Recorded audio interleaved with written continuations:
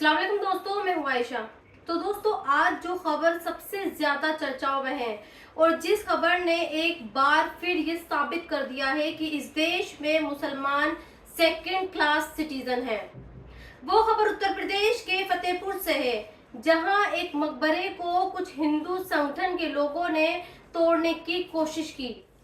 9 अगस्त को रविंद्र कुमार नाम का एक शख्स ये दावा करता है कि मौजूदा वक्त में नवाब अब्दुल समद का जो मकबरा है, असल में वो ठाकुर वाला टेम्पल है, यानी शिव मंदिर है। यही रविंद्र लोकल एडमिनिस्ट्रेशन से ये भी गुहार लगाता है कि इस मकबरे को खाली कराया जाए। 11 अगस्त यानी कल सुबह 10 बजे बीजेपी, बजरंग दल और विश्व हिंदू परिषद के कुछ लोग इस मकबरे पर जाते हैं और इस पर चढ़ाई कर देते हैं। आपने भी बहुत सारे वीडियो फतेहपुर के इस मकबरे के अब तक देख लिए होंगे, लेकिन जानते हैं इसके जिम्मेदार बीजेपी, बजरंग दल या फिर वीएचपी के लोग नहीं, बल्कि वो मुस्लिम नेता हैं जो असल में मुसलमानों की विरासत को बचा ही नहीं पा रहे हैं। जैसे एक एग्जाम्पल मैं आपको देती हूँ। कल पार्लियामेंट स्ट्रीट की मस्जिद के इमाम का एक वीडियो वायरल हुआ। इस वीडियो में इमाम साहब ये कहते हुए सुने गए हैं कि वो डेमोक्रेसी यानी लोकतंत्र को बचाने के लिए खुदकुशी करना चाहते हैं। पहली बात तो यह है कि एक मस्जिद का इमाम खुदकुशी की बात कर रहा है, जिसकी इजाजत इस्लाम किसी भी सूरत में, किसी भी हालत में नहीं देता। और दूसरी बात यह है कि क्या कभी ऐसे लोग मस्जिदों और मज़ारों के लिए भी ऐसा कहेंगे? कल बहुत सारे मुस्लिम नेता राहुल गांधी और दूसरी अपोजिशन पार्टी के प्रोटेस्ट में शामिल हुए और उन्होंने वोट की चोरी वाले मुद्दे पर अपनी गिरफ्तारियां भी दी, जिसमें इमरान प्रतापगढ़ी, इमरान मसूद, इकरा हसन और दूसरे कई मुस्लिम नेता शामिल थे। लेकिन आपने इनमें से किसी भी नेता को मस्जिदों और मज़ारों के टूटने या फिर उन पर कब्जा करने के खिलाफ प्रोटेस्ट करते हुए कभी नहीं देखा होगा। और इसलिए आज मैं ये कह रही हूँ कि हमारे देश में मस्जिदों और मज़ारों को मंदिर सिर्फ इसलिए बताया जा रहा है क्योंकि हमारे मुस्लिम नेता खामोश हैं। वो कभी इसके खिलाफ सड़कों पर उतरे ही नहीं। इस वक्त देश में 24 मुस्लिम सांसद हैं और 24 की संख्या कोई कम संख्या नहीं होती।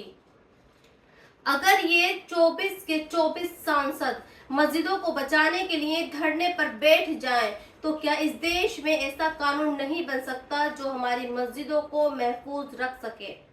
लेकिन ये ऐसा नहीं करेंगे। असल में ये भी अपनी अपनी पार्टी के गुलाम हैं और ये उन मुद्दों पर ही प्रोटेस्ट करते हैं जिन मुद्दों पर इनकी पार्टी इनसे कहती है। और इसलिए आने वाले वक्त में आप ये देखेंगे कि फतेहपुर के जिस मकबरे पर कल भगवा झंडा लहराया गया है, वो एक दिन मंदिर में तब्दील हो ही जाएगा। आज हमारे देश के बहुत सारे पत्रकार और टीवी चैनल्स इस बात पर एतराज जता रहे हैं कि अमेरिका ने बीएलए यानी बलूचिस्तान लिबरेशन आर्मी को विदेशी आतंकवादी कैसे घोषित कर दिया। अगले कुछ सेकंड्स में आप ये जानेंगे कि बीएलए है कौन और क्यों इसे अमेरिका ने आतंकवादी संगठन घोषित किया है। दरअसल अमेरिका का एक डिपार्टमेंट है जिसे डिपार्टमेंट ऑफ स्टेट कहा जाता है। ये डिपार्टमेंट अमेरिका के विदेश मंत्रालय के अंतर्गत ही आता है। इसका काम यह है कि दुनिया में जहां कहीं भी बागी संगठन है, उन्हें ये आतंकवादी घोषित करता है और फिर दुनिया उसी के हिसाब से ऐसे ग्रुप्स को आतंकवादी संगठन मान लेती है। पिछले 5 सालों में अमेरिका के इस डिपार्टमेंट, जिसे एफटीओ भी कहते हैं, उसने अलग अलग देशों के 19 संगठनों को विदेशी आतंकवादी घोषित किया है। पिछले महीने अमेरिका की इसी स्टेट डिपार्टमेंट ने द रेजिडेंस फ्रंट यानी टीआरएफ को भी विदेशी आतंकवादी ग्रुप घोषित कर दिया था और इसलिए किया था क्योंकि टीआरएफ ने ही पहलगाम में आतंकवादी हमला करवाया था। और उस वक्त हमारे देश के तकरीबन हर न्यूज चैनल ने अमेरिका के इस कदम की सराहना की थी। लेकिन आज हमारे देश के बहुत सारे एंकर्स को ये बात हजम नहीं हो रही है कि अमेरिका ने बीएलए को विदेशी आतंकवादी संगठन कैसे घोषित कर दिया।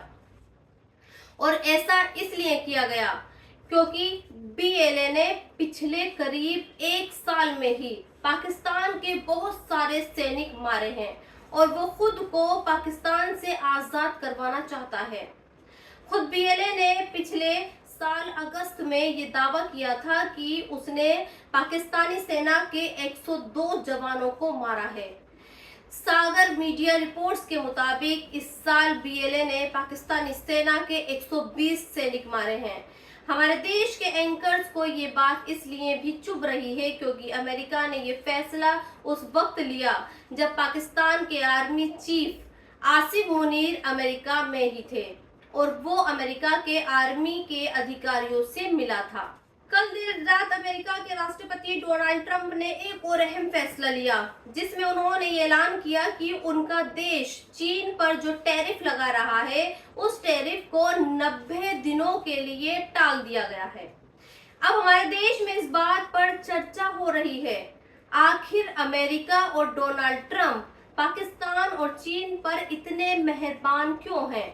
एक तरफ हमारा देश है जिस पर अमेरिका ने 50% का टैरिफ लगा दिया है और इसलिए लगाया है क्योंकि हम रूस से तेल खरीदते हैं, जबकि दूसरी तरफ चीन है और चीन भी रूस से ही तेल खरीद रहा है और हमसे ज्यादा ही खरीद रहा है। तो फिर चीन पर अमेरिका इतना मेहरबान क्यों है? तो इसका जवाब एक बहुत बड़े पत्रकार राहुल शिवशंकर ने दिया है।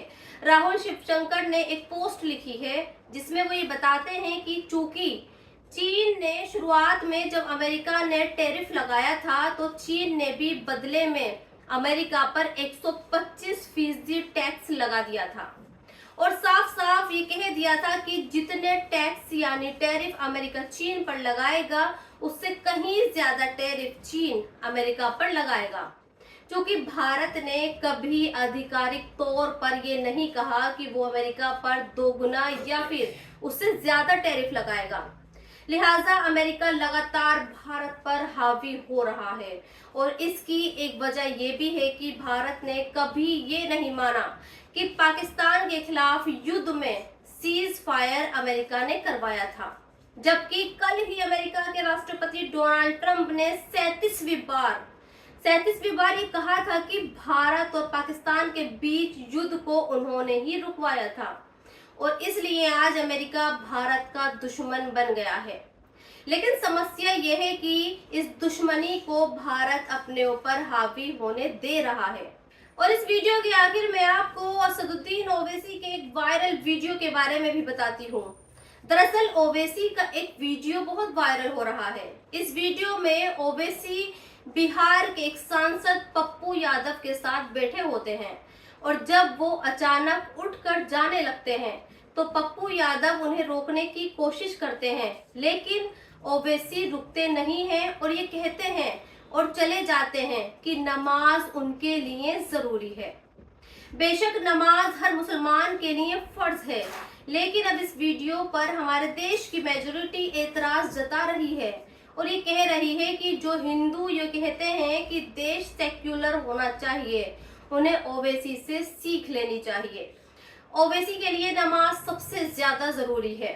आज मैं उन लोगों से ये बताना चाहती हूँ कि मुसलमान के लिए नमाज और सियासत 2 अलग अलग चीजें हैं और जो मुसलमान नमाज का पाबंद नहीं हो सकता वो हरगिज अच्छा सियासतदान भी नहीं बन सकता।